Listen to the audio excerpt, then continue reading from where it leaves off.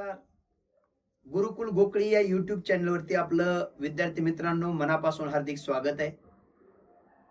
उद्यापासून सुरू होत असणाऱ्या 2026 या नवीन वर्षाच्या आपणा सर्वांना गुरुकुल परिवाराच्या वतीने मनपूर्वक हार्दिक शुभेच्छा.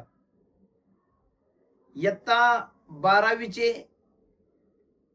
JEE आणि नीट परीक्षेची तयारी करत असणारे विद्यार्थी अगदी काही महिन्यामध्येच आपणाला सदर परीक्षांच्या फायनल परीक्षासाठी सामोरे जायचं आहे.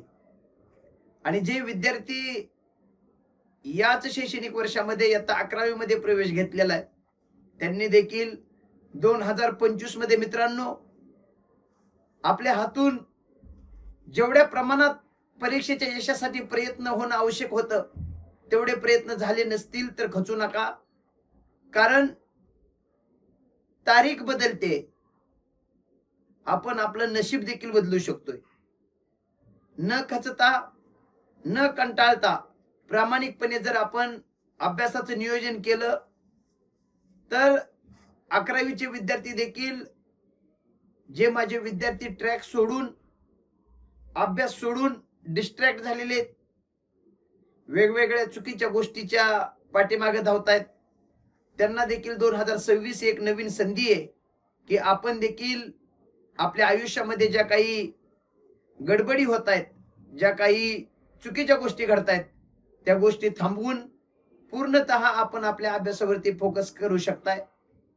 11वी आणि 12वी मध्ये शिकत असणारे आणि JEE आणि नीटच्या परीक्षाची तयारी करत असणाऱ्या विद्यार्थ्यांनी एक 2026 हे नवीन संधी देणारं वर्ष समजून या वर्षामध्ये देखील आपण खऱ्या अर्थानं एक चांगल्या प्रकारची तयारी करून आपल्या आईवडिलांनी मोठमोठ्या कोचिंग इन्स्टिट्यूटची फीज भरून जो विश्वास आपल्यावरती मित्रांनो दाखवलेला आहे तो विश्वास सार्थ ठरवण्यासाठी, त्या विश्वासाला तडा न जाऊन देण्यासाठी 2026 मध्ये प्रत्येक दिवसाचं प्रॉपर नियोजन करा.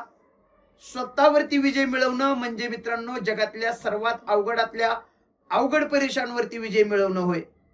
आणि म्हणून discipline is the real characteristics of self respect. स्वतःचा रिस्पेक्ट करायचा असेल तर आपल्याला डिसिप्लिन मोडमध्ये राहावं लागेल.